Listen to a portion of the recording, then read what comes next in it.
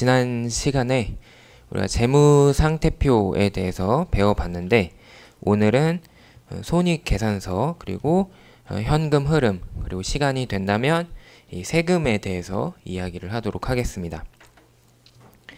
자, 먼저 손익계산서입니다.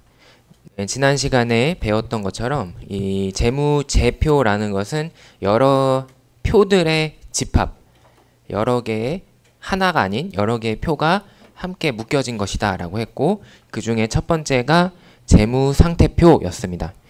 오늘 배우게 될 손익계산서는 지난 시간에 배웠던 재무제표의 역할 중에서 두 번째, 기업의 활동 내역을 알려주는 그러한 재무제표가 되겠어요. 그럼 활동이라는 것은 무엇이냐? 여러분들이 활동하는 것은 예를 들면은 운동을 하고, 책상 앞에 앉아서 공부를 하고, 컴퓨터 앉아서 인터넷 서핑을 하고, 이런 것들이 활동이겠죠.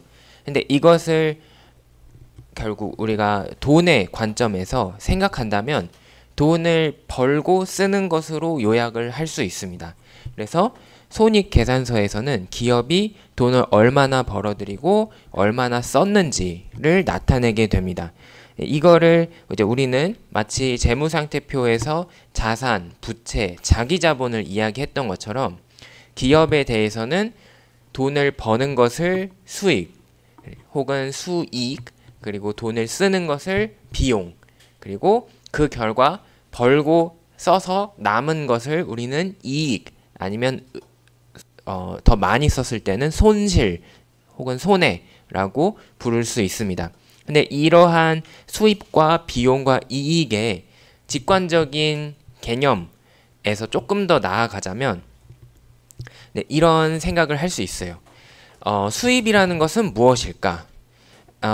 수입을 이제 제가 정의를 해보자면, 수입은 조금 복잡하게 정의하면 자산을 증가시키는 것 또는 부채를 감소시키는 것이라고 재무상태표와 연결해서 정의를 할 수가 있고, 비용의 경우는 거꾸로 자산을 감소시키는 것 혹은 부채를 증가시키는 것이라고 정의를 할 수 있습니다. 그리고 마지막으로 이익은 자기자본을 증가시키는 것이고, 손실은 자기자본을 감소시키는 것이라고 정의를 할 수 있습니다. 이 정의가 약간 직관적으로 와닿지는 않기 때문에 제가 요 예시를 통해서 이제 설명을 드릴 텐데, 그 전에 앞서서 재무상태표는 한 순간에 지금 멈춰라 해서 이 순간에 어떻게 되어 있느냐를 보는 상황이라고 했어요. 그래서 지금 이 현재 언제 어떻게 되어 있느냐, 혹은 작년에는 어떻게 되어 있었느냐, 내년에는 어떻게 되어 있느냐, 이런 것을 나타내는 게 재무상태표였습니다. 근데 손익계산서는 기업의 활동을 나타낸다고 했어요. 그러면은 여러분들이 예를 들어서 나는 오늘 컴퓨터 앞에 앉아서 1시간 동안 게임을 했다 라는 활동을 묘사했다고 합시다. 근데 이것을 한 순간을 가지고 이야기를 할 수가 있느냐? 없습니다. 내가 1시간 동안 게임을 했다라는 것은 시작한 순간이 있고 끝낸 순간이 있어서 그 기간이 1시간이라는 개념이 들어가야지만 내가 움직인 것이 표현돼요. 활동을 했다, 무언가를 했다라는 것은 시간이 흐르지 않고서는 설명을 할 수가 없습니다. 그렇기 때문에 손익계산서는 시작점과 끝점이 존재하게 됩니다. 그리고 보통의 경우에는 우리가 편의상 1년을 기준으로 해서 2024년의 1월 1일부터 2024년의 12월 31일까지 이런 식으로 1년 동안의 기간을 잡아서 손익계산서를 작성하게 됩니다. 자, 이제 손익계산서와 재무상태표의 이 관계를 이해하기 위해서 왜 수입과 비용과 이익이 이딴 식으로 좀 복잡하게 정의가 되는지 살펴보기 위해서 한번 아주 간단한 예시를 몇 개 생각해 보도록 하겠습니다. 이제 어떤 기업이 있어요. 근데 이 기업은 지금 막 만들어졌습니다. 그래서 이 기업을 세운 창업자가 $500를 자기 돈을 가지고 시작을 했습니다. 근데 $500만으로는 원하는 그런 기업을 운영을 할 수가 없었기 때문에 은행에서 500달러를 빌렸습니다. 자, 그러면 우리가 알 수 있는 것은 자기 자본이 500, 그리고 은행에서 빌린 돈은 갚아야 되는 돈이니까 부채, 그래서 500이 부채라는 사실을 알 수가 있습니다. 그러면은 총 1000달러를 가지고 시작을 했는데 이걸 가지고 무엇을 했느냐? 물건을 사와서 다른 사람들에게 비싸게 팔겠다. 유통과 비슷한 일이죠. 이거를 시작을 했습니다. 그래서 판매할 수 있는 상품을 800에 구매해 왔고, 이때 800을 구매할 때 800을 모두 현금으로 다 준 것이 아니라 그 중에 400, 절반만 현금으로 주고 나머지 400은 나중에 주기로 약속을 했습니다. 이런 식으로 뭔가 필요한 물건을 사올 때 나중에 돈을 주기로 하는 것을 우리는 보통 매입 채무라고 부르죠. 이것도 갚아야 되는 돈이기 때문에 부채로 분류가 됩니다. 자, 이렇게 해서 사온 800에 사온 상품을 우리가 똑같이 800에 판다면 아무런 효과가 없겠죠. 그러면 남는 노력과 시간과 노력만 들인 거니까 이거를 비싸게 팔아야 됩니다. 그래서 900달러에 팔았습니다. 그래서 100달러만큼 내가 더 비싸게 팔았어요. 그때 900에 팔 때에도 나의 고객들도 모두 이걸 현금으로 결제하지 않았어요. 그 중에 3분의 2인 600달러는 현금으로 받았지만 나머지 300은 나중에 받기로 약속을 했습니다. 이 나중에 받기로 한 것은 상대방 고객의 입장에서 빚, 그러니까 부채가 되지만 제 입장에서는 이것을 받을 수가 있기 때문에 미래에 무언가 효용이 생기죠. 미래에 어떤 이득이 생깁니다. 따라서 이것은 자산으로 볼 수가 있습니다. 이것을 이제 우리는 매출 채권이라고 부릅니다. 매입 채무와 매출 채권의 용어가 좀 헷갈리시는 분들이 있을 텐데, 이 매는 물건을 사고 판다라는 뜻이고, 입은 들어오는 거니까 매입은 물건을 사올 때 발생한 거고, 매출은 물건을 내보낼 출자니까 물건을 팔 때 발생했다라는 것을 알 수 있습니다. 그리고 채가 들어가 있으니까 이거는 뭔가 빚의 관계가 있다, 어떤 갚아야 되는 관계가 있다라는 것을 알 수 있고, 무자는 의무 할 때 무자죠. 그래서 이것은 내가 갚아야 되는 의무가 있는 것. 권은 권리할 때 권자죠. 그래서 갚은 것을 받을 수 있는 권리가 있는 것이라는 의미를 가지고 있습니다. 그래서 채무기 때문에 부채, 채권이기 때문에 자산이 된다. 이렇게 이해를 하면은 여러분들이 헷갈리지 않을 겁니다. 자, 그러면 기업이 처음 세워진 순간에 그 순간의 재무상태표를 만들어 보자. 이렇게 만들 수 있습니다. 돈을 어디서 갖고 왔느냐? 500은 내 돈, 그래서 자기 자본이 생겼어요. 나머지 500은 부채, 그 중에서도 장기로 은행에서 빌렸기 때문에 500, 합치면 1000이라는 돈을 가지고 이 사업을 시작을 했습니다.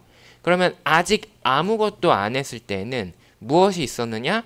나에게 다 순수하게 현금, 돈으로 이것이 존재했죠. 그래서 1000만큼의 현금이 존재하고, 따라서 자산과 부채 및 자기 자본이 1000으로 밸런스를 맞추고 있는 것을 확인할 수가 있습니다. 자, 이제 거래를 끝냈다. 그러면 어떠한 일이 일어났는지 한번 재무 상태표를 살펴봅시다. 현금에 집중을 해서 우리가 살펴볼 수 있어요. 처음에 1000이 있었는데 그 중에 우리가 물건을 사오기 위해서 800만큼의 물건을 사왔죠. 근데 그 중에서 실제로 현금으로 준 것은 400이었습니다. 그래서 400만큼을 썼다. 그 다음에 이거를 900에 팔았는데 그 900을 다 현금으로 받은 게 아니라 그 중에 600만 현금으로 받았습니다. 따라서 600을 받았다. 그럼 1000에서 400을 빼면 600, 600에 다시 600을 더하면 1200. 그래서 1200이 발생하는 것을 확인할 수 있습니다. 자, 그리고 이제 자산에 뭐가 생겼느냐? 매출 채권이 생겼어요. 아까 900 중에서 600은 현금으로 받았지만 나머지 300은 나중에 받기로 했죠. 그래서 나에게 권리가 있으므로 이것은 나에게 미래에 어떤 가치를 주는 것이다. 따라서 자산으로 분류가 되고 매출 채권으로 입력을 해놨습니다. 재고 자산이 있긴 한데 재고 자산은 모든 물건을 사왔다가 모든 물건을 다 팔았기 때문에 남은 것이 없습니다. 그래서 0. 이게 가끔 이렇게 짝대기를 그었다 회계표에서 그러면 이거는 아무것도 없다라는 뜻으로 여러분들이 이해를 하면 되겠어요. 그러면은 자산은 어떻게 되었냐면 내가 여러 가지 활동을 한 결과 1200 더하기 300 해서 1500으로 자산이 늘어났습니다. 근데 원래 자산은 1000이었거든요. 1000에서 1500으로 500만큼 늘어났다. 활동을 하다 보니까 자산이 늘어난 사실을 확인을 할 수 있습니다. 자, 이제 부채와 자기 자본을 봅시다. 장기 차입금은 내가 은행에서 빌린 돈이었고 이거는 아직 갚지 않았어요. 따라서 그대로 500이 내가 나중에 갚아야 될 돈이 존재합니다. 근데 매입 채무라는 항목이 새로 생겼습니다. 이 매입 채무는 왜 생겼느냐? 내가 상품을 사오는 과정에서 800에 사왔죠. 800에 사왔는데 그 중에 400은 현금으로 즉시 줬지만 나머지 400은 나중에 주기로 했습니다. 그렇기 때문에 이건 내가 나중에 갚아야 되는 돈이다 해서 매입 채무가 생겼다. 그리고 순서상 매입 채무를 빨리 갚아야 되기 때문에 매입 채무를 위에 쓰고 은행 빚은 나중에 갚아도 되니까 아래 써서 그래서 400, 500 이렇게 순서대로 썼습니다. 그러면 문제가 뭐냐? 재무상태표의 특성상 자산과 부채 자기자본은 항상 일치해야 되는데 여기는 1500이요. 근데 요거 두 개를 합하면 900이죠. 그리고 자기자본이 원래 500이었어요. 그러면은 900 더하기 500 하면 1400이거든요. 뭔가 차이가 발생했습니다. 안 맞아요. 그럼 어떻게 해야 되느냐? 자기자본이 바뀌어야 된다. 왜냐? 자기자본은 항상 자산에서 부채를 뺀 것으로 만들어져야 되기 때문에. 그래서 자기자본은 어떻게 돼야 되냐면 600이 돼야 된다라는 사실을 알 수 있습니다. 자, 그러니까 지금 이 처음 만들어진 회사가 물건을 사고 파는 어떤 활동을 했더니 자산, 부채, 자기자본이 변했어요. 근데 자산과 부채가 늘어난 것은 늘어난 것인데 그 과정에서 자기자본이 500에서 600으로 100만큼 늘어났다. 이 100은 뭐냐? 100은 본질적으로 우리가 이 물건을 800에 사와서 900에 팔았으니까 100만큼 이득을 봤다 라는 부분이 여기에 반영이 됐다는 거죠. 그렇기 때문에 자기자본과 이익이 연결이 돼 있다 라는 것을 우리가 확인을 할 수 있습니다. 자, 그 점을 기억을 하시고 그러면 이제 손익계산서로 넘어가 봅시다. 이 최초의 재무상태표에서 변화된 재무상태표로 옮겨가는 과정, 시작과 끝이 주어졌으니까 우리는 그 사이에 네가 도대체 무슨 일이 있었니? 라는 것을 손익계산서로 만들 수 있습니다.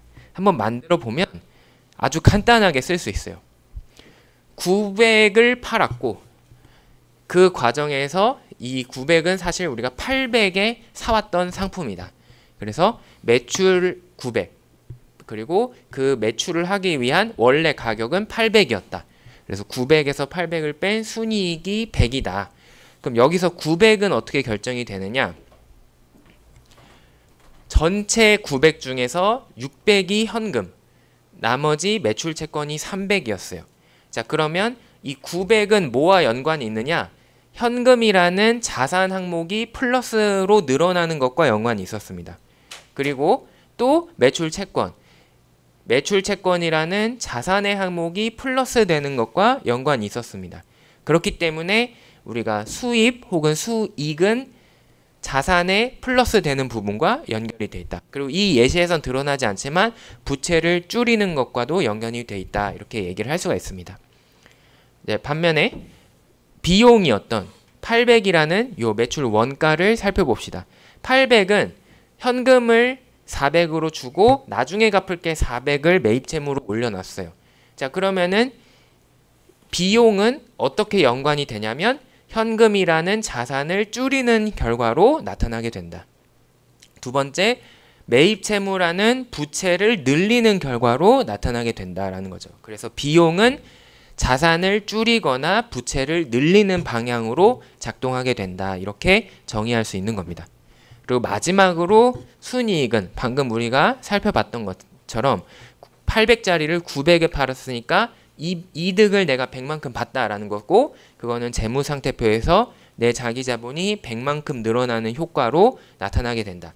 반대로 만약에 비싸게 사서 싸게 팔아야 됐다. 그래서 내가 손해를 봤다라면은 그만큼 나의 자기자본은 줄어든다라는 거죠. 이제 이 관계를 여러분들이 잘 이해를 하시면 손익계산서와 이 재무상태표를 잘 연결해서 생각해 보실 수 있습니다. 자, 이렇게 재무상태표와 손익계산서는 서로 연결돼 있어요.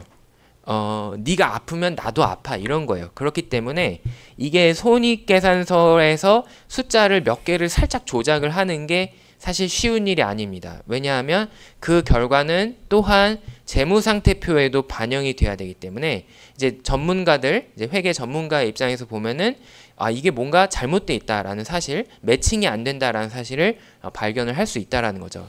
그래서 회계 조작이 쉽지가 않은 그런 것입니다.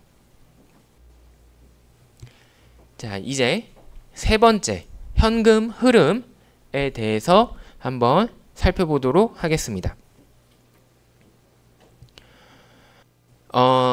지금 재무상태표와 손익계산서는 회계 원리에서 여러분들이 아마 들어보셨을 거예요. 이거는 회계적인 기준에 의해서 작성이 된 것입니다.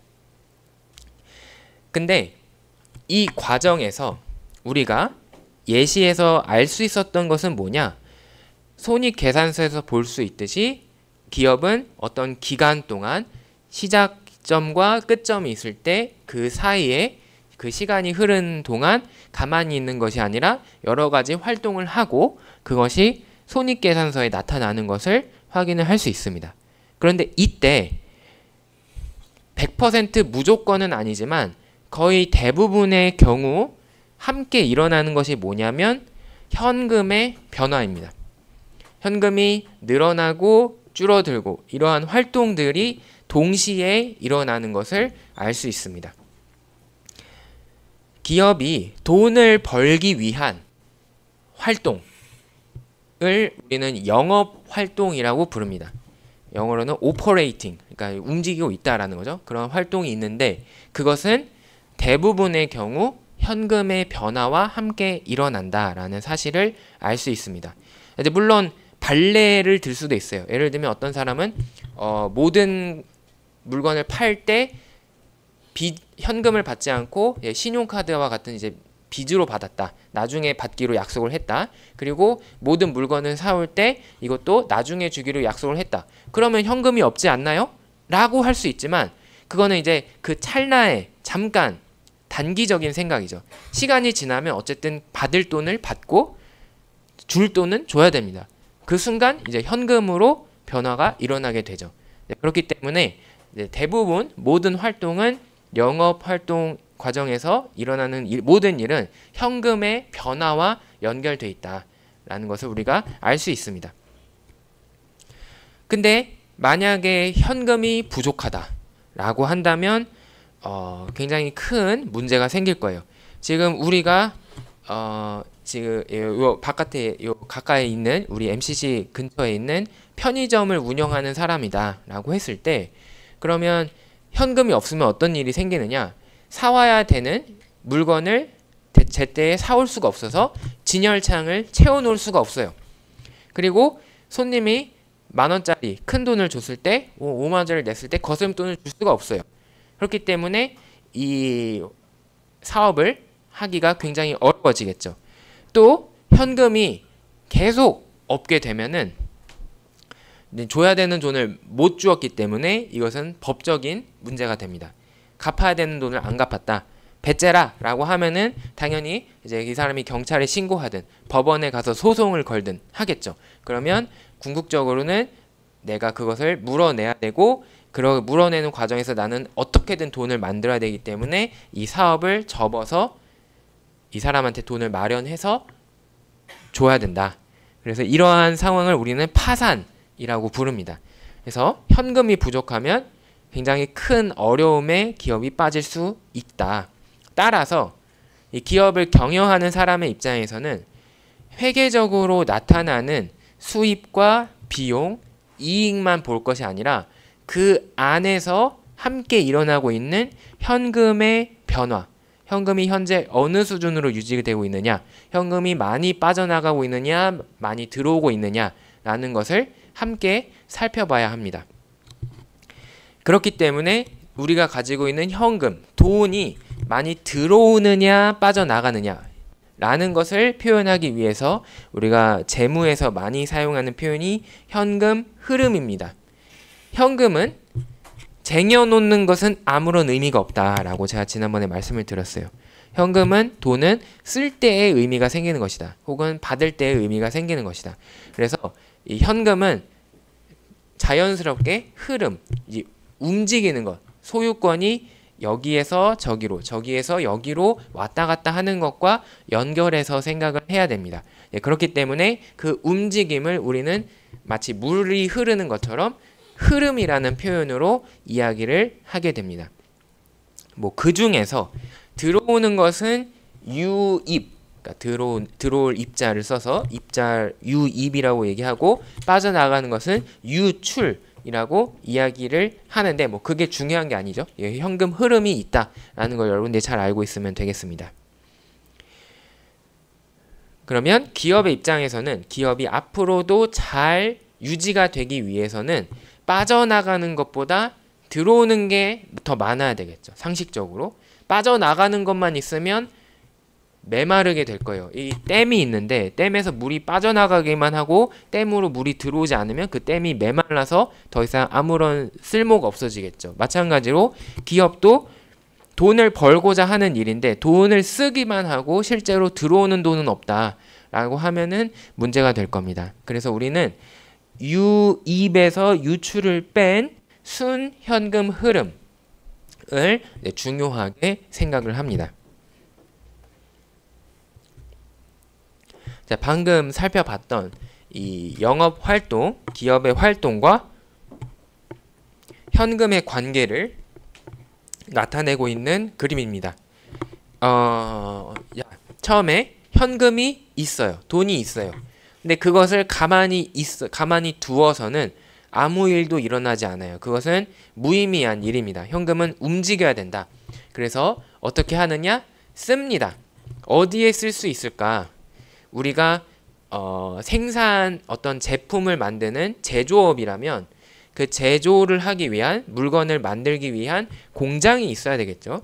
그래서 공장에 투자를 한다. 그래서 인베스트먼트, 투자를 통해서 우리가 고정 자산, 이 유형 자산인 생산 설비를 마련을 하는데 사용을 할 수 있습니다. 그리고 두 번째, 물건을 원자재를, 제품 생산을 하기 위한 원자재를 구입하는데 돈을 쓸 수 있겠죠. 그래서 그 과정에서 돈을 또 쓰게 됩니다. 그리고 그 사온 원자재를 우리 생산 설비에 우리가 고용한 이 사람들과 함께 투입을 하면은 짜잔 하고 우리의 물건이 만들어지죠. 우리가 판매할 제품이 만들어집니다. 그래서 재고 자산으로 이제 기록이 되게 되는 거죠. 이게 우리가 이제 팔 준비가 된 상품, 아직 팔리진 않았지만 팔릴 것으로 이제 예상을 하고 있는 인벤토리, 재고 자산이 만들어지게 됩니다. 재고 자산은 이제 곧 팔리게 될 겁니다. 팔릴 때 소비자는 그것을 직접 현금으로 구매를 할 수도 있어요. 하지만 또 신용카드나 아니면 뭐 다른 여러 가지 수단을 통해서 뭐 할부를 한다든지 뭐 기타 등등 여러 가지 수단을 통해서 나중에 돈을 주겠다라고 약속을 하고 물건을 먼저 받아갈 수도 있습니다. 그렇게 물건을 먼저 받아가는 경우에는 우리의 입장에서는 나중에 돈을 받을 권리가 생겼다. 그래서 매출 채권이 생기게 되었죠. 그리고 그 매출 채권은 시간이 지나서 뭐 1개월이 지나든 2개월이 지나든 3개월이 지나면 궁극적으로는 현금으로 돌아오게 된다.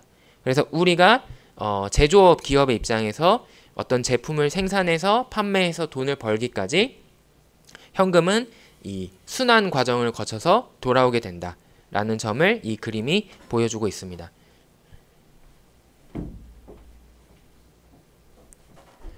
자, 그러면 왜 우리는 현금 흐름을 굳이 또 봐야 되느냐? 그것은 이 회계에서 이야기하는 이익이 정확하지 않기 때문이에요.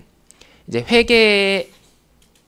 회계에서의 이 재무제표는 회계에서 마련된 기준을 가지고 이제 많은 전문가들이 합의한 기준을 통해서 작성이 됩니다. 하지만 그 과정에서 여러 가지 상황이 있기 때문에 이제 굉장히 복잡하고 이제 그 결과 약간 현실과 동떨어진 부분도 분명히 존재를 할 수가 있어요.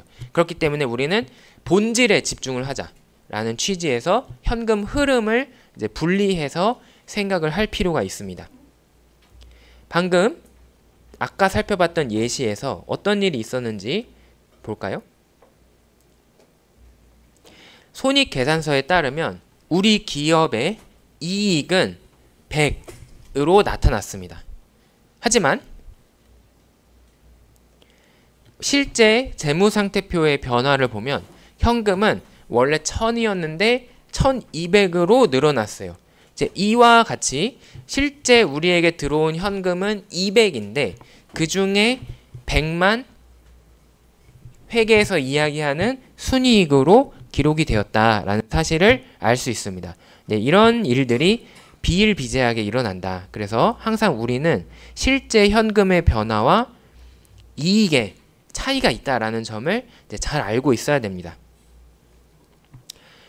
그러한 것을 보정하기 위해서 이제 회계에서도 나름대로 그 현금의 변화와 이익의 크기를 맞춰주기 위해서 현금 흐름표라는 것을 이제 만들어서 이제 세 번째 재무제표로 활용을 하고 있습니다. 이 현금 흐름표에 대해서는 다음 장에서 이제 또 다루게 되겠지만 지금은 우리는 그것보다는 이 현금 흐름 본질에 대해서 이제 한번 생각을 해봅시다. 자, 여기서부터 이제 좀 여러분들을 헷갈리게 할 수가 있는데, 자, 제가 지금 여기서 말하는 현금 흐름이라는 것은 이 회계에서 말하는 현금 흐름표의 작성에 나오는 것과는 또 다른 이야기예요. 그래서 좀 구분을 해야 됩니다. 이제 우리가 재무에서 이야기하는 현금 흐름에 대해서는 벌어들인 돈, 그래서 자산으로부터 총 얻은 돈이 이제 어떻게 나누어지게 되느냐에 초점을 맞출 수가 있고, 이제 그런 의미에서 이것이 주주에게 가느냐, 그러니까 우리 자기 자본을 제공을 해준 투자자들, 주주들에게 가느냐, 아니면 우리에게 돈을 빌려준 투자자들, 채권자들에게 가느냐로 나누어서 생각을 합니다. 자, 그러면 일단 자산으로부터의 현금 흐름, cash flow from asset 이라고 영문책에는 나와 있는데, 이것은 이제 뭐냐? 자산으로부터 발생한 현금 흐름의 크기를 측정을 한 것입니다. 자산의 존재 이유는 미래에 나에게 어떠한 가치를 창출해주기 위한 것이라고 했어요. 그렇기 때문에 그걸 살짝 바꾸어서 생각하면 자산이 있는 이유는 결국 지금이든 미래에 나에게 현금 흐름에 어떤 혜택을 준다, 나에게 돈을 벌게 해준다라는 이야기가 됩니다. 그래서 이제 우리는 어떤 현금 흐름, 우리가 벌어들인 돈, 현금 흐름을 자산으로부터 발생했다라고 생각하는 거고, 그래서 이름을 자산으로부터의 현금 흐름이라고 부르고 있습니다. 또 한편으로는 이거를 특히 이제 옛날 책에서 이제 많이 쓰는 표현인데, 잉여 현금 흐름, free cash flow 해서 FCF라고 줄여서 이야기하는 경우가 많아요. 이제 자산으로부터의 현금 흐름이라는 말과 잉여 현금 흐름이라는 말은 동일한 의미를 가지고 있습니다. 근데 왜 이게 잉여냐? 잉여라는 것은 남았다라는 의미잖아요. 이것은 내가 받은 돈에서, 벌어들인 돈에서 써야 되는 것을 다 쓰고 남았다라는 것에 초점을 맞춘 거예요. 이제 무슨 얘기냐면, 아까 이 그림을 볼 때 돈은 이렇게 벌어들이는 게 있고 동시에 쓰는 것이 있습니다. 근데 기업이 운영이 되기 위해서는 이게 한 번 사이클 돌고 끝이 아니기 때문에 계속 그 실시간으로 한편으로는 쓰고 있고 한편으로는 벌어들이고, 이게 계속 작업이 일어나야 돼요. 네, 그렇기 때문에 우리는 현금 흐름을 파악하기 위해서는 벌어들인 돈만 생각할 것이 아니라 우리가 계속 이 사업을 유지하기 위한 지출도 함께 생각을 해야 된다. 그러면은 벌어들인 거에서 써야 되는 것을 쓰고 남은 것이 순수하게 우리가 벌어들인 게 되겠죠. 그래서 그 점에 주목을 해서 말하는 표현이 바로 요 free cash flow, 잉여 현금 흐름이다. 쓰고 남은 것이라는 그런 표현이 되겠습니다. 자, 그 자산으로부터 현금 흐름 혹은 잉여 현금 흐름은 방금 제가 말씀을 드렸듯이 벌어들인 거에서 써야 되는 거를 뺀 나머지가 되겠어요. 이제 그리고 그것을 우리는 크게 세 가지로 표현을 할 수 있는데, 먼저 영업 현금 흐름이 바로 우리가 벌어들인 것을 말하는 표현이 됩니다. 우리가 매일 어떤 물건을 만들고 판매하고 서비스를 제공해서 발생한 들어오는 현금 흐름이 얼마냐 라는 것에 이제 우리는 영업 현금 흐름이라는 이름을 붙여서 말하고 있습니다. 한편 돈을 써야 된다고 했죠. 특히 돈을 쓴다라는 것은 이거를 다른 형태의 자산으로 바꾸는 게 되는데, 자산은 두 가지 종류가 있을 수 있어요. 유동 자산이 있고 비유동 자산이 있더라. 그러면 유동 자산에 해당되는 부분은 우리가 운전 자본이라는 말로 표현을 하기 때문에 순운전 자본을 변화를 시키는 부분이라고 이제 표현을 할 수 있습니다. 반대로 비유동 자산 부분은 특히 이 전통적인 제조업 기업의 입장에서 비유동 자산은 보통 생산 설비, 공장, 땅 이런 것들이 되거든요. 그래서 이제 고정 자산에 대한 투자를 우리는 자본 지출이라고 부르고 있습니다. 그러면 이 두 가지는 쓰는 부분이 되는 거고, 영업현금 흐름은 벌어들이는 부분이 되기 때문에 우리의 자산으로부터의 현금 흐름 혹은 잉여 현금 흐름은 벌어들인 거에서 이 두 가지를 빼주면 된다. 이렇게 계산을 할 수가 있겠죠. 자, 그렇게 해서 우리가 벌었어요. 돈을 벌었다. 근데 이 돈을 벌기까지 우리는 혼자 기업이 스스로 이것을 할 수 있었던 것이 아닙니다. 그 과정에서 우리에게 자본을 제공해준 수많은 투자자가 있었기 때문에 이렇게 돈을 벌 수 있었어요. 그러면 은혜를 갚아야 되겠죠. 그래서 투자자들한테 우리가 벌어들인 돈을 되돌려줘야 됩니다. 그렇기 때문에 우리는 부채를 제공해준 채권자들에게 주던지 아니면 자기 자본을 제공해준 주주들에게 주던지 해야 됩니다. 근데 우선순위를 따지자면 자기 자본은 항상 부채를 빼고 남은 것, 갚아야 되는 것을 모두 갚고 남은 것이다. 그래서 기본적으로는 채권자들한테 먼저 갚아야 되는 돈을 갚고 남은 것을 이제 주주들이 나눠 가질 수 있습니다. 자, 그러면 채권자로 가는 갚는 돈은 어떻게 구성이 될 거냐? 뭐 대표적으로 이자의 형태로 이제 너가 이만큼 돈을 빌렸으니까 이자를 쳐서 갚아라. 그 보상으로 이자를 주게 되죠. 그리고 원금을 갚는 것이 있을 거예요. 이제 반면에 주주에게 주는 것은 보통 어떤 형태로 되느냐? 배당의 형태로 이제 나중에 나오겠지만 배당이라는 이름으로 주주들한테 이익을 돌려주게 됩니다.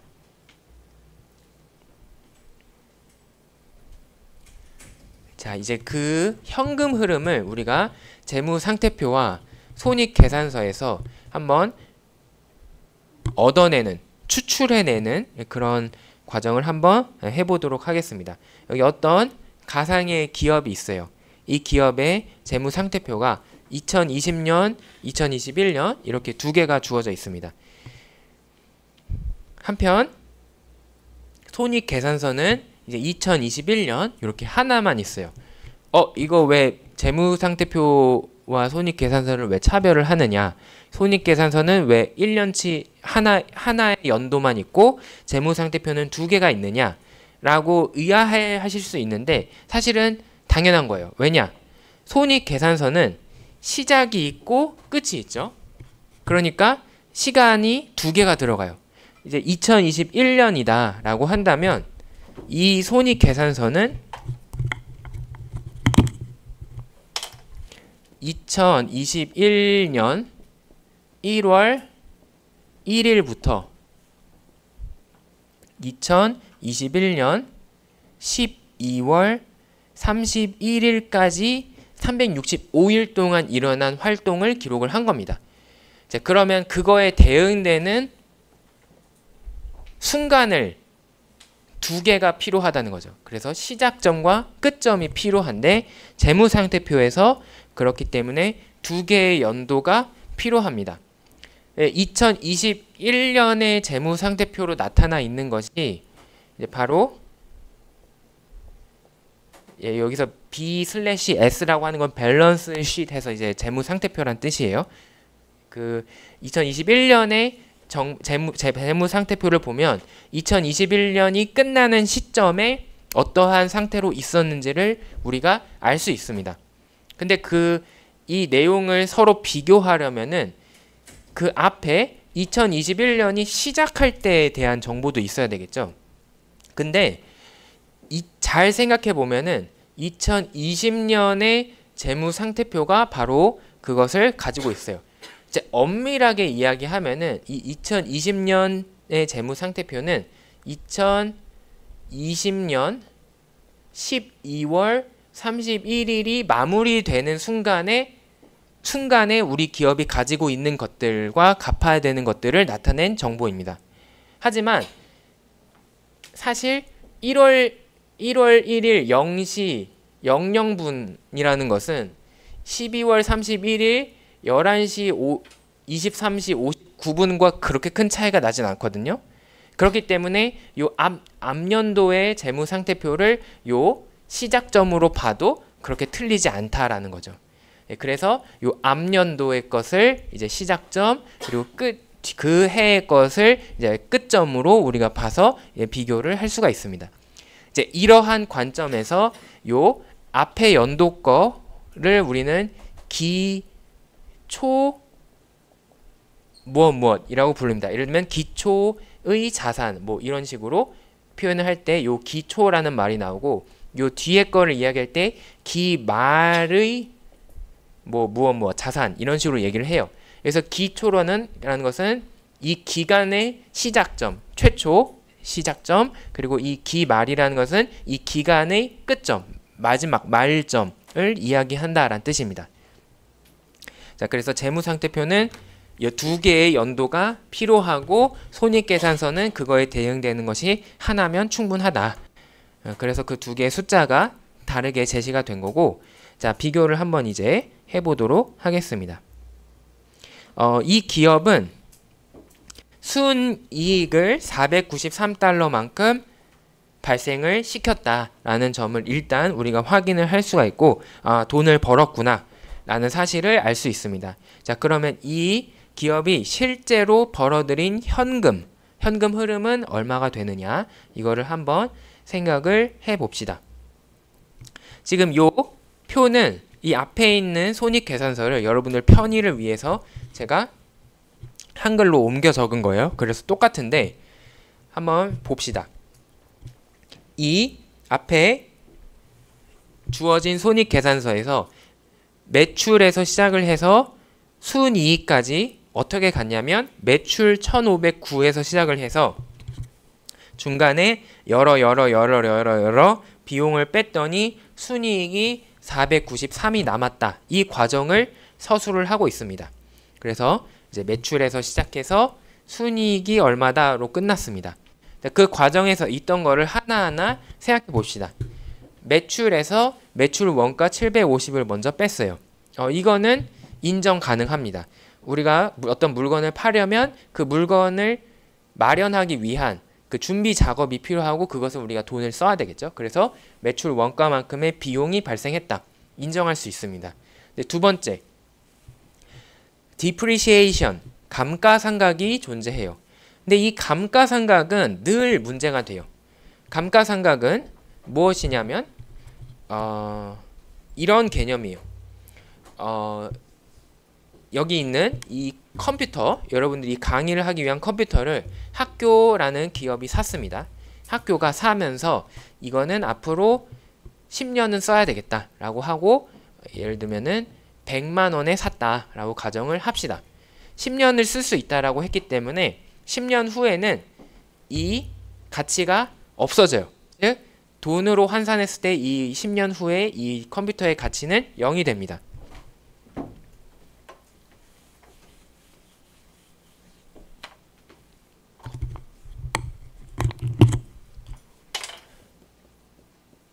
자, 100만 원짜리 컴퓨터를 10년 동안 쓴다 라고 하면은 10년 후에는 이 돈의 가치가 0원으로 기록이 돼야 됩니다.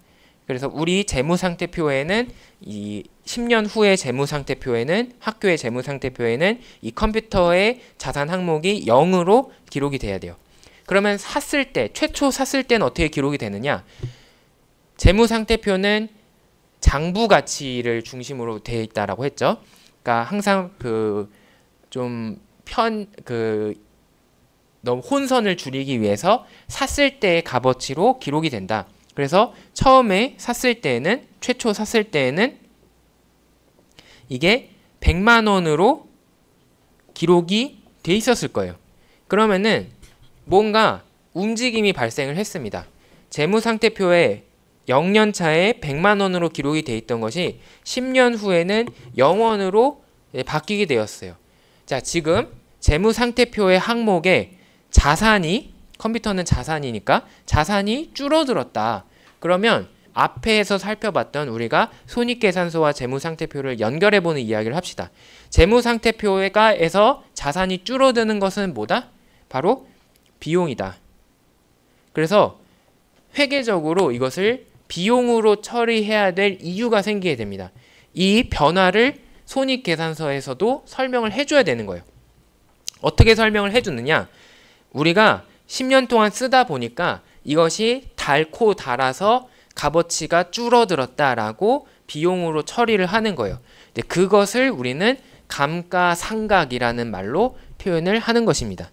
자, 그리고 한 가지 또 문제가 있어요. 그러면 언제 이 100만 원을 뺄 거냐? 0년 차에는 100만 원을 돼 있어. 1년 차에 100만 원을 돼 있다가 2년 차 100만 원 돼 있다. 3년 차 100만 원 돼 있다. 4년 차 100만 원, 5, 6, 7, 8, 9년까지 100만 원을 돼 있다가 갑자기 마지막 해 10년 차에 0원으로 할 거냐? 그리고 100만 원이라는 비용이 발생했다라고 할 거냐? 이거는 너무 갑작스럽다 이 얘기예요. 그래서 우리는 어떻게 하느냐? 이거를 처음에 살 때 10년 동안 쓸 거야 라고 했다면 미리미리 틈틈이 비용을 처리해 놓자. 그래서 0년차에서 10년차 될 때 100만 원을 총 10년이라는 수치로 나누어서 매년 10만 원씩 마이너스 10, 마이너스 10, 마이너스 10, 마이너스 10 이렇게 해놓으면은 아주 매끄럽게 요 비용 처리를 하고 자산 항목도 갑작스럽게 줄어드는 게 아니라 스무스하게 줄어들게 만들자라는 거죠. 그래서 감가상각은 보통 그 사용할 수 있는 이 자산의 기한에 맞추어서 언제까지 사용할 수 있느냐에 맞추어서 천천히 나누어서 이 발생을 시키게 됩니다. 자, 근데 그래서 감가상각이 있다. 이거는 좋아요. 이거는 회계에서 지금 우리가 지금까지 정의한 대로 하면은 재무상태표와 손익계산서가 존재하는 한 없어질 수는 없습니다. 그거는 좋아요. 그런데 이상하잖아요, 사실. 아니 10만 원이라는 비용이 여기 발생했다라고 했을 때 그러면 이 컴퓨터가 이렇게 가만히 있는데 학교가 매년 10만 원을 여기에 바르느냐 현금을 갖고 와서 여기다 처발하는 게 아니잖아요. 그냥 학교는 이거를 가만히 쓰고 있어요. 그러니까 사실 돈을 추가로 쓴 거는 하나도 없어요. 그런데 그냥 회계의 편의를 위해서 10만 원씩 깎았단 말이에요. 이거는 억지다라고 이제 보는 게 이제 본질적인 관점에서는 없다라고 보는 거죠. 그래서 우리는 이거는 감가상각은 회계적으로는 발생했지만 실제 본질적으로는 아무런 효과가 없는 허상이다라고 보는 거예요. 그래서 우리는 이 65를 뺐던 것을 제외해야 된다. 이렇게 생각을 합니다. 자, 그리고 나서 그 다음에 처리한 것이 뭐였냐면 이자 비용이라는 것을 이제 또 빼줬습니다. 근데 이 이자 비용은 돈을 쓴 건 맞는데 이게 영업현금 흐름이냐라고 하면은 이상해요. 이자 비용은 누구에게 준 돈이냐면 우리에게 돈을 빌려줬던 사람에게 갚은 돈입니다. 그렇기 때문에 이걸 우리가 이자라고 부르는 거죠.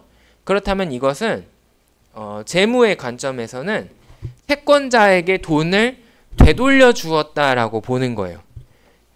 이거는 우리가 이 활동을 하면서 이 물건을 만들기 위해서 쓴 돈이 아니라 물건을 다 만들고 팔았을 때 남은 돈에서 갚아야 되는 돈을 갚은 것이다 라고 보는 거죠. 그래서 너는 지금 끼일 자리가 아닌데 끼어 있다 라고 생각을 하는 거예요. 그래서 이 비용, 이자 비용도 빼주어야 되겠다라고 생각을 합니다.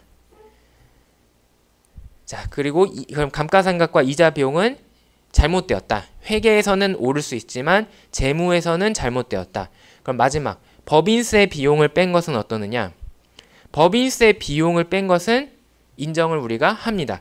왜? 이것은 우리가 무엇든지 기업이 활동을 해서는 어떠한 상황이든지 정부에게 세금이라는 이름으로 돈을 내야 되기 때문에 이것은 자연스러운 활동 과정에서 발생했다라고 보는 거죠. 그래서 법인세는 그대로 인정을 해줍니다.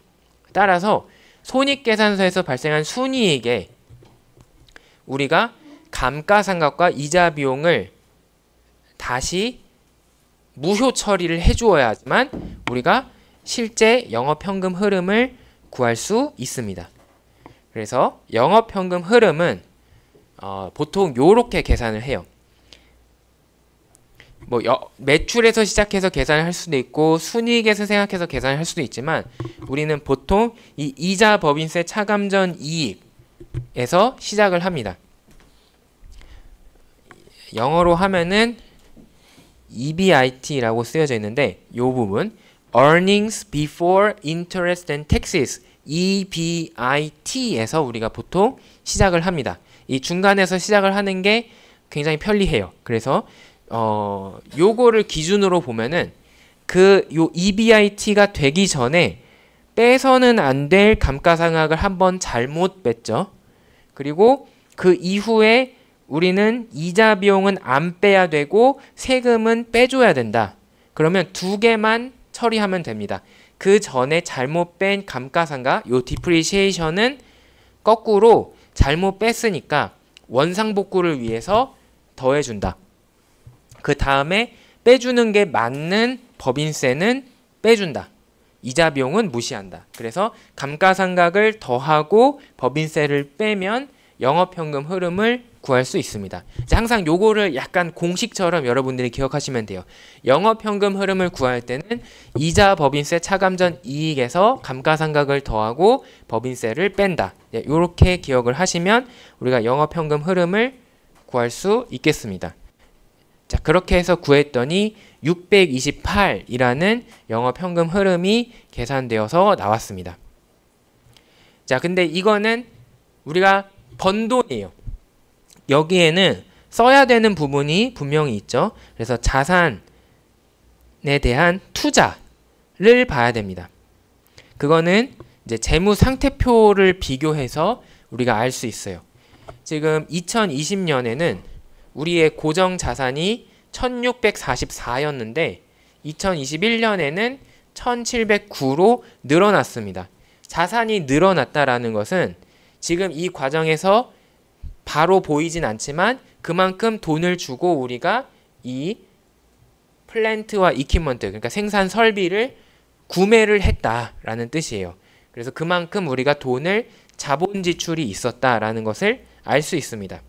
근데 여기에 다시 또 한 가지 함정이 있어요.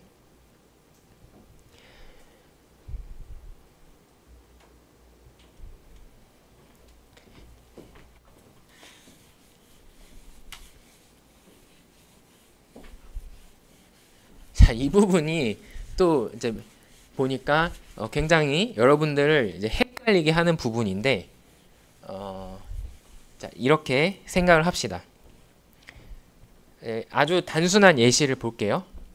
예시예요. 우리가 이 교실이라는 기업을 운영을 하고 있다고 합시다. 그래서 컴퓨터라는 강의용 컴퓨터라는 자산이 있고 이게 100만 원짜리다. 그 다음에 빔 프로젝터라는 자산이 있다. 이게 뭐 50만 원이다 라고 합시다. 그래서 우리의 고정 자산은 총 150이었다 라고 합시다. 근데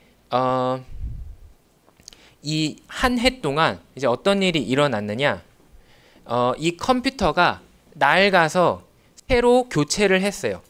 그래서 낡았고 낡아짐, 그러니까 감가상각이 완전히 발생했다. 뭐 원래는 10년에 걸쳐서 발생하겠지만 이제 그냥 예시니까 이 컴퓨터를 통째로 고장나서 바꿨다라고 합시다. 그러니까 100만 원만큼 감가상각이 됐어요. 그럼 없으면 안 되겠죠? 그래서 컴퓨터를 새로 샀고, 또 여러분들에게 더 그 또렷한 목소리를 들려주기 위해서 요 마이크 시스템도 구매를 했다라고 합시다. 그래서 결과적으로 내년에 어떻게 바뀌었냐면 컴퓨터 100만 원짜리가 새로 또 교체해서 들어왔고, 빔 프로젝터 이제 50만 원짜리, 그리고 스피커와 그 마이크 세트해서 뭐 30만 원짜리 이렇게 했다라고 합시다. 그래서 총 이 교실이라는 기업의 고정 자산이 180에서 180으로 늘었다라고 합시다. 자, 그러면 이 상황에서 전년도에 150만 원과 이번 연도에 180만 원을 비교하면 겉으로 보이기에는 30만 원만 썼네 라고 보입니다. 하지만 이 과정에서 실제로 일어난 일은 요 원래 컴퓨터가 낡아서, 즉 감가상각을 해서 새로 컴퓨터를 하나 맞췄거든요. 그러면 실제로 쓴 돈은 얼마냐?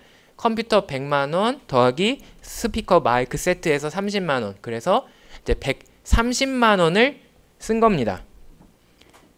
그러니까 재무상태표에서 보이는 변화 150에서 180으로 30이라는 것은 실제 우리가 쓴 돈을 완벽하게 반영하지 못해요.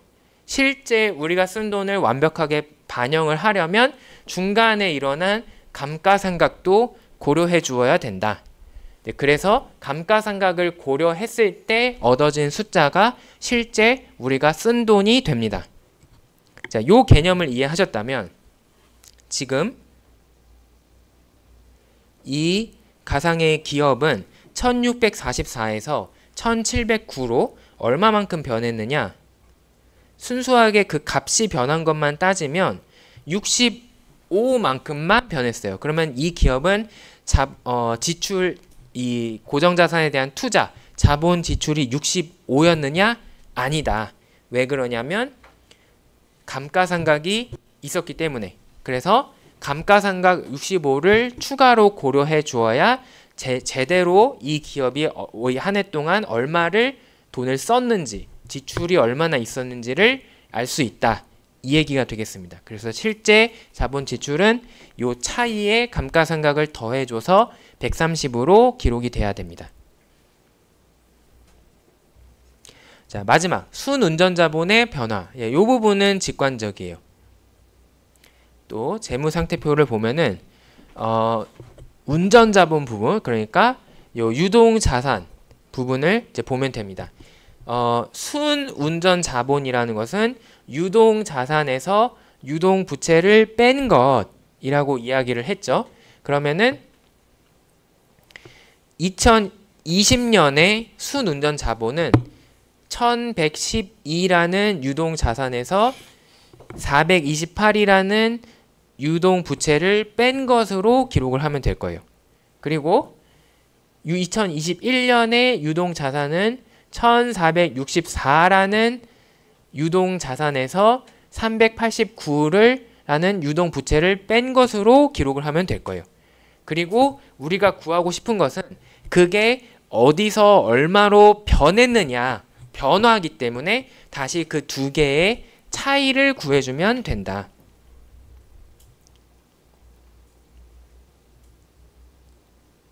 그래서 2021년에는 유동자산에서 유통부채를 뺀 1075만큼의 순운전자본이 존재하게 됩니다. 하지만 그 전년도인 2020년에는 유동자산이 원래 1112였고 유동 부채가 428이었기 때문에 684라는 순운전자본이 있었어요.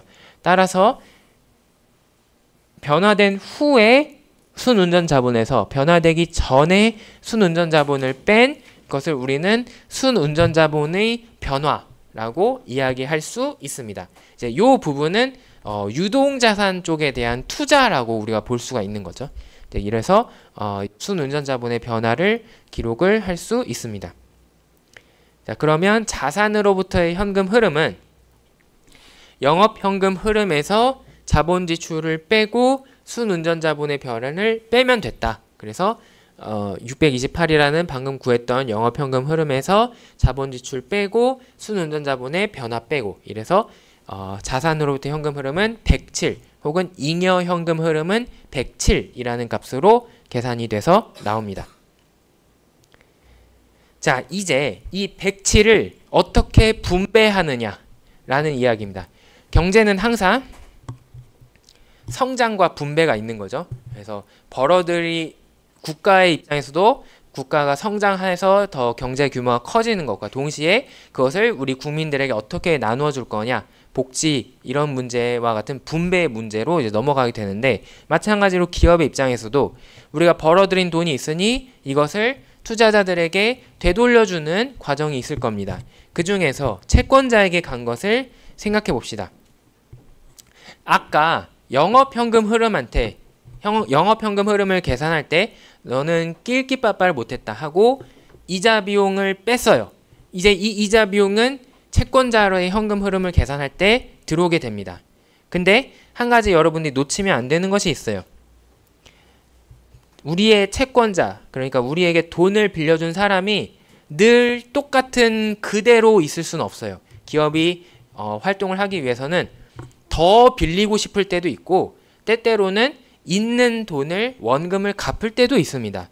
그렇기 때문에 그 변화도 살펴봐야 돼요. 이제 여기 long-term debt이라고 되어 있는 부분을 봅시다. 이 long-term debt이 상징하는 게 장기 부채. 그러니까 보통 우리가 은행에서 빌리게 되거나 아니면 채권을 발행하고 빌리게 되는 돈이 되는데 그게 408에서 454로 늘어났어요. 원금이 늘어났다라는 얘기입니다. 그러니까 그만큼 더 많이 빌렸다. 그러면 채권자한테 우리가 돈을 빌린 것은 현금 흐름의 입장에서 이야기하면 어떻게 이야기할 수 있느냐? 채권자에게서 기업으로 거꾸로 돈이 왔죠. 그럼 채권자 입장에서는 돈을 뺏겼죠. 그래서 마이너스로 생각을 하면 되겠습니다.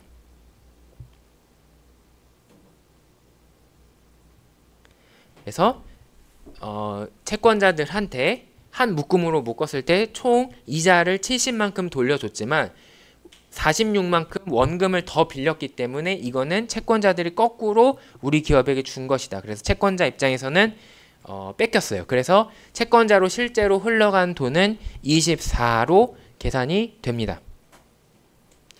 주주의 경우 가장 중요한 되돌려주는 수단은 배당이라고 이야기를 했습니다.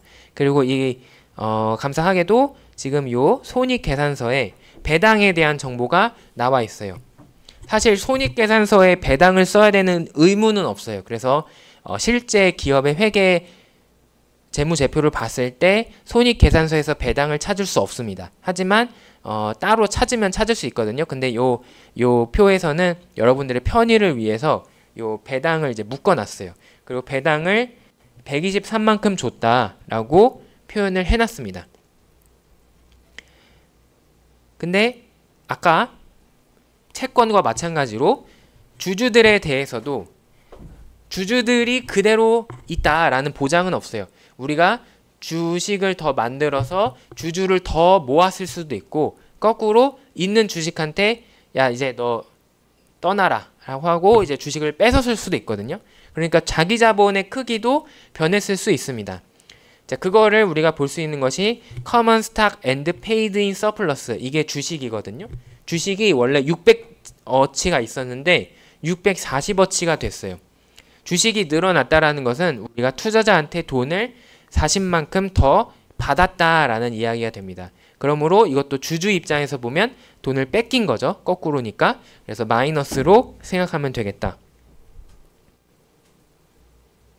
그러므로 주주에게 간 현금 흐름은 배당을 123만큼 줬지만 또 주식을 발행해서 또 거꾸로 돈을 받았기 때문에 83이 실제로 주주들에게 간 돈이 되겠습니다. 자, 그러면 한번 짜맞춰 볼게요. 채권자로 간 현금 흐름은 24, 주주로 간 현금 흐름은 83. 그러면 우리가 총 투자자들에게 돌려준 돈은 24 더하기 83 해서 107이 나옵니다. 근데 이 107은 어디서 나왔던 숫자냐?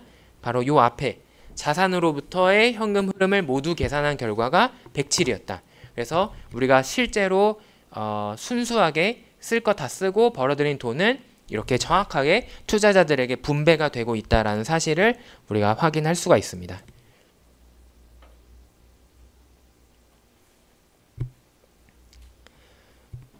자, 요 장을 이번 시간에 마칠 수 있을 것 같은데 마지막 문제는 세금입니다. 앞에서 현금 흐름을 계산하는 과정에서 법인세 세금을 낸 것은 비용으로 인정할 수 있다. 실제 현금을 쓴 것으로 인정할 수 있다라고 이야기했어요. 이거는 실제로 발생한 지출이고 이것은 사실 기업의 입장에서 매우 중대한 문제입니다. 주식회사라는 형태가 되면서 주식회사는 인간이 아님에도 불구하고 그냥 사실은 상상 속의 것이거든요. 기업이라는 것이 존재한다. 이거는 현실에 존재하는 나무, 사과, 원숭이, 호랑이, 사람과는 달라요. 그냥 개념적으로 존재하는 거예요. 그렇지만 우리는 그거를 인간으로 인정을 하기로 했다라고 하고 인간이니까 너가 재산을 가질 수 있고 인간이니까 너가 의무도 존재해. 그래서 세금을 내라 라고 이야기를 했습니다. 그렇기 때문에 사실 세금을 내는 것을 너무 기업을 하는 사람들이 싫어해서는 안 돼요. 사실 그건 받아들여야 되는 부분입니다. 그만큼 혜택을 또 받고 있으니까 국가로부터.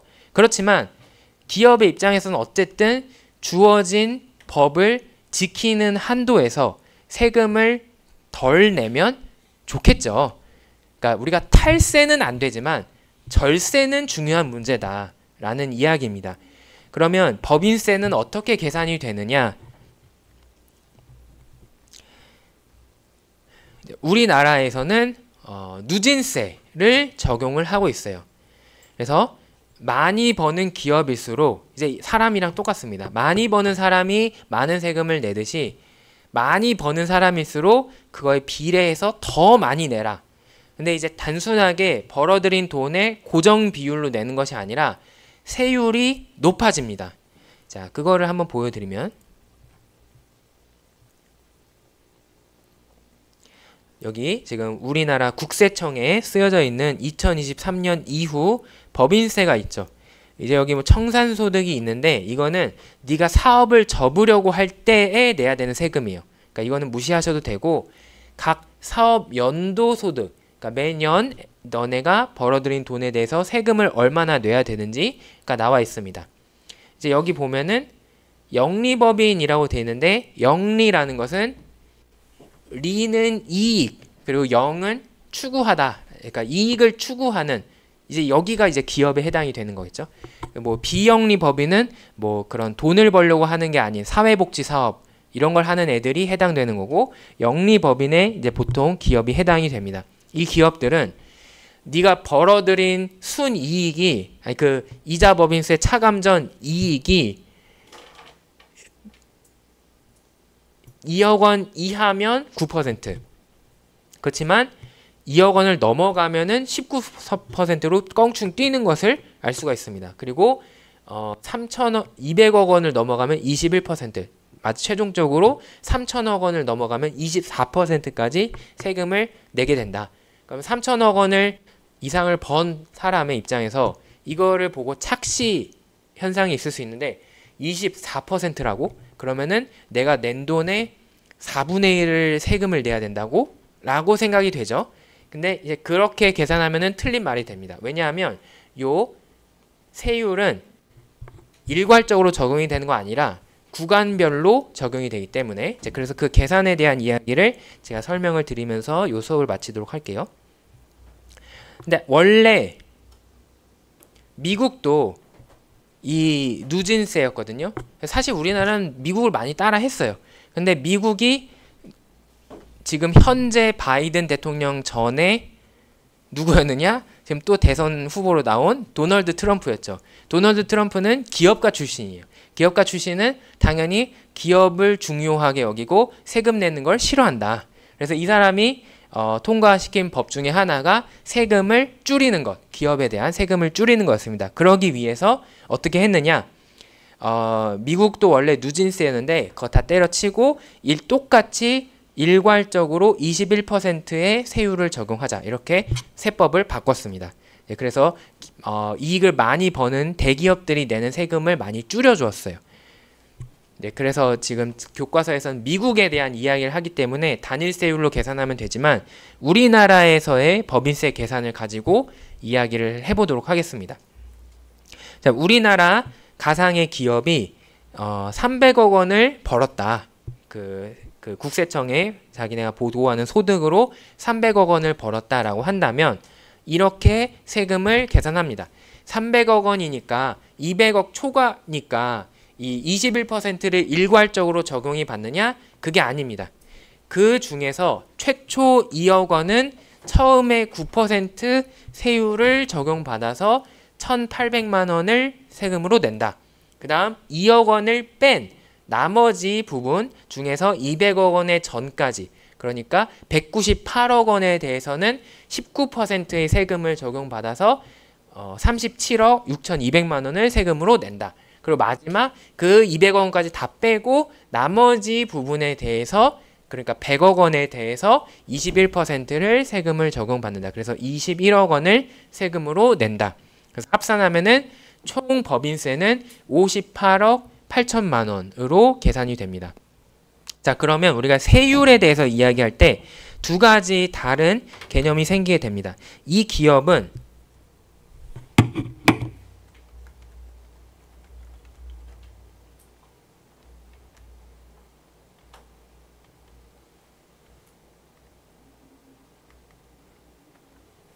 총 58억 8천만 원을 총 세금으로 냈어요. 근데 그때 얘가 벌어들인 돈이 얼마였냐면 300억 원이었거든요.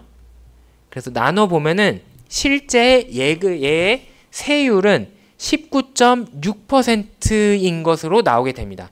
근데 이거는 여기 있는 숫자가 아니죠.